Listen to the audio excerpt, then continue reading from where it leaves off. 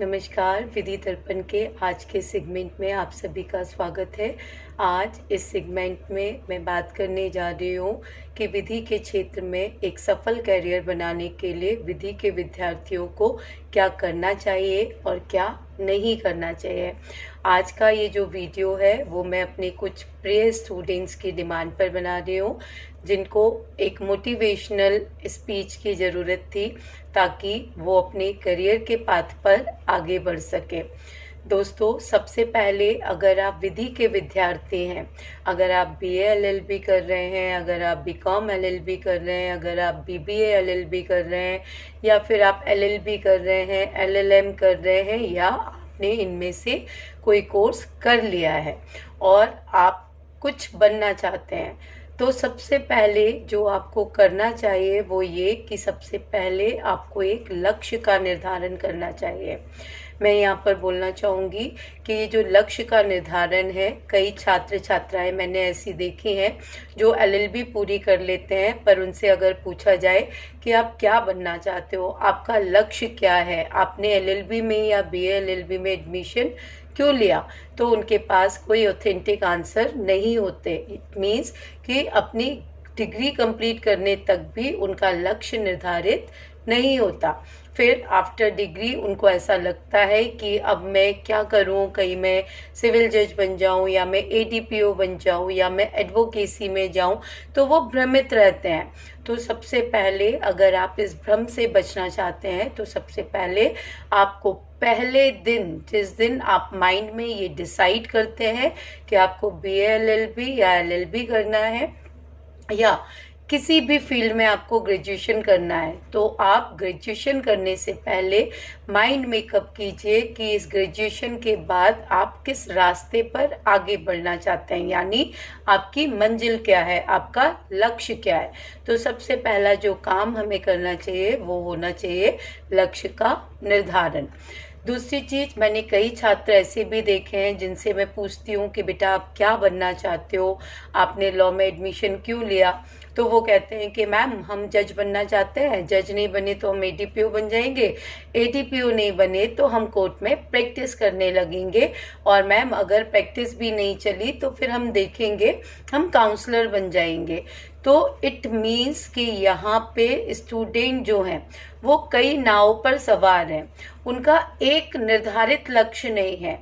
और आपने सुना भी होगा jack of all master in none, जिसके एक से अधिक विकल्प होते हैं वो लाइफ में कभी भी सक्सेस नहीं होता।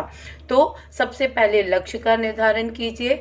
दूसरी बात, अपने लक्ष्य के प्रति अडिग रहिए। आपका लक्ष्य के प्रति आपका जो दृष्टिकोण है वो दृढ़ निश्चय होना चाहिए कि एनी हाउ आपको वो बनना ही है, आपके पास उसका कोई दूसरा ऑप्शन नहीं होना चाहिए। तीसरी बात, जब हमने कोई लक्ष्य निर्धारित कर लिया है तो फिर हमें उस लक्ष्य पे किस तरह से आगे बढ़ना है, इसके लिए हमें एक स्ट्रेटजी बनानी पड़ेगी, और वो स्ट्रेटजी बनाना जरूरी है ताकि आप अपना डायरेक्शन डिसाइड कर सको कि किस डायरेक्शन में आपको आगे बढ़ना है। दोस्तों, कॉम्पिटिटिव एग्जाम्स में स्पीड मैटर नहीं करती, डायरेक्शन मैटर करता है।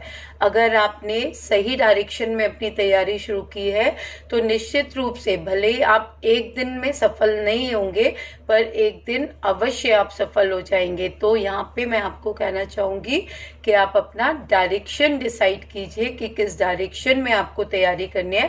दैट मीन्स आप अपनी स्ट्रेटजी बनाइए कि किस तरह से आपको अपनी मंजिल की तरफ आगे बढ़ना है। इसके बाद अगर मैं बात करूं तो मैंने कई स्टूडेंट्स को देखा है जो जब BA LLB फर्स्ट ईयर में आते हैं तो वो बहुत एक्साइटेड होते हैं, उनमें बहुत एक अलग ही तरह का जोश और जुनून होता है, और स्टार्टिंग में उनको लगता है कि नहीं मैं तो एनी हाउ सिविल जज या ADPO बन ही जाऊँगा, या मैं कोई ना कोई बड़ा एग्ज़ाम क्रैक कर ही लूँगा। पर धीरे धीरे ये जो उनका जोश होता है वो कम पड़ने लगता है, धीरे धीरे वो बाकी चीज़ों में इन्वॉल्व होने लगते हैं। तो यहाँ पे मैं आपको कहना चाहूँगी कि लक्ष्य निर्धारण कर लिया, स्ट्रैटेजी बना ली, आप अपने लक्ष्य के प्रति दृढ़ निश्चयी हैं, इसके बाद आपको जो करना है वो है आपको निरंतर हार्ड वर्क करना होगा। अगर आप निरंतर हार्ड वर्क करते हैं, आप निरंतर चलते हैं, तो आपकी विजय सुनिश्चित होगी। यहाँ पे मैं 4 लाइनों के माध्यम से आपको मोटिवेट करती हूँ। कदम निरंतर चलते जिनके, श्रम जिनका अविराम है, विजय सुनिश्चित होती उनकी, घोषित ये परिणाम है। तो आपको अपने जो कदम हैं वो निरंतर चलाने हैं, यानी आपको हार्ड वर्क करना है और वो हार्ड वर्क निरंतर आपको करना होगा। दोस्तों, मान लीजिए अगर आज आप 100 किलो के हैं और आप 50 किलो के होना चाहते हैं, तो एक दिन में तो आप 50 किलो के नहीं होंगे ना, पर हाँ, अगर आपने डेली प्रयास किया, निरंतर प्रयास किया, तो एक दिन निश्चित रूप से आप 50 किलो के हो जाएंगे। उसी तरह आप एक दिन में सफल नहीं होंगे, एक दिन में आपका करियर नहीं बनेगा। आपको उसके लिए निरंतर हार्ड वर्क करने की आवश्यकता होती है। तो ये हुआ आपका कि सबसे पहले लक्ष्य का निर्धारण कीजिए, उसके लिए स्ट्रेटजी बनाइए, उस स्ट्रेटजी पर अडिग रहिए और उसको निरंतर हार्ड वर्क के तरीके से अचीव करने की कोशिश कीजिए। इसके बाद अब हम बात करेंगे कि हमें क्या नहीं करना चाहिए। दोस्तों, आप में से बहुत सारे स्टूडेंट्स को मैं जानती हूँ जो छोटी सी असफलता से निराश हो जाते हैं, या दूसरे अगर उन्हें कोई नेगेटिव कमेंट करते हैं तो उनका मनोबल टूट जाता है। वो खुद पे ही डाउट करने लगते हैं और अपने आप में ये मानने लगते हैं कि ये टास्क बहुत बड़ा है, ये मेरे बस की बात नहीं है, मैं इसको नहीं कर पाऊंगा। यहाँ पे मैं कहना चाहूँगी कि आपका मनोबल आपसे होता है, उसे दूसरों को तोड़ने का अवसर मत दीजिए। आप अपने प्रति आशावादी दृष्टिकोण रखिए, दृढ़ निश्चय रहिए और जो एक बार ठान लिया उसे करके ही दिखाना है। ऐसा जब आपके अंदर से विश्वास होगा तो निश्चित रूप से आप अपना करियर अचीव करेंगे। और असफलता से डरना कैसा, असफलता ही सफलता की पहली सीढ़ी है। अरे, जिसने असफलता का स्वाद ही नहीं चखा वो सफलता का मजा क्या लेगा।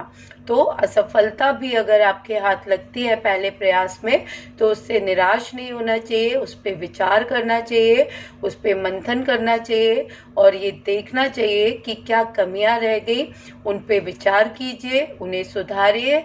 निश्चित रूप से नेक्स्ट अटेम्प्ट में आप सिलेक्ट हो जाएंगे।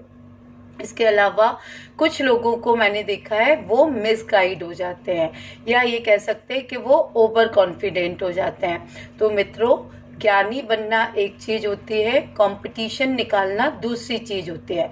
अगर आप कंपटीशन निकालना चाहते हैं तो आप किसी के गाइडेंस में तैयारी कीजिए। गाइडेंस में तैयारी करने से आपका समय बचेगा।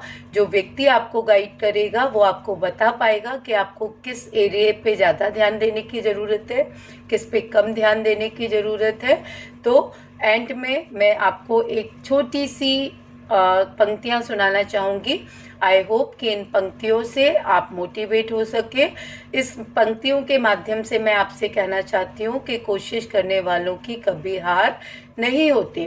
डुबकियाँ सिंधु में गोताखोर ही लगाता है, डुबकियाँ सिंधु में गोताखोर ही लगाता है, जा जाकर गहरे पानी खाली हाथ लौट आता है, मिलता सहज ना मोती गहरे पानी में, बढ़ाता अपना उत्साह वो इसी हैरानी में, हर बार मुट्ठी उसकी मगर खाली नहीं होती, कोशिश करने वालों की कभी हार नहीं होती, क्योंकि कोशिश करने वालों की कभी हार नहीं होती। दूसरा, विवेकानंद जी का एक कोटेशन मुझे ऐसे टाइम पर याद आ रहा है। विवेकानंद जी कहते हैं, do not lower your goal to the level of your abilities, instead raise your abilities to the level of your goal. साथ ही वो कहते हैं कि उठो, जागो और तब तक चलो जब तक लक्ष्य की प्राप्ति ना हो। तो एट द एंड मैं आपको बस कहना चाहूँगी कि जैसे ही आप कोई कोर्स चुनते हैं, अपना लक्ष्य निर्धारित कीजिए, उस लक्ष्य के लिए स्ट्रेटजी बनाइए, उस स्ट्रेटजी पर कायम रहिए, निरंतर हार्ड वर्क कीजिए और एक दिन निश्चित रूप से आप सफल हो जाएंगे। अभी आपको और भी अगर कोई टास्क ऐसा लगता है जो इम्पॉसिबल है, तो यहाँ पे मैं आपको कहना चाहूँगी nothing is impossible in this world. अगर कोई काम कोई एक व्यक्ति कर चुका है या नहीं भी किया है तो भी हम अगर खुद में हिम्मत जुटाएं तो कोई भी कार्य असंभव नहीं होता। आई होप इस वीडियो के माध्यम से मैं अपने प्रिय छात्रों को मोटिवेट करने में सफल हुई हूँ।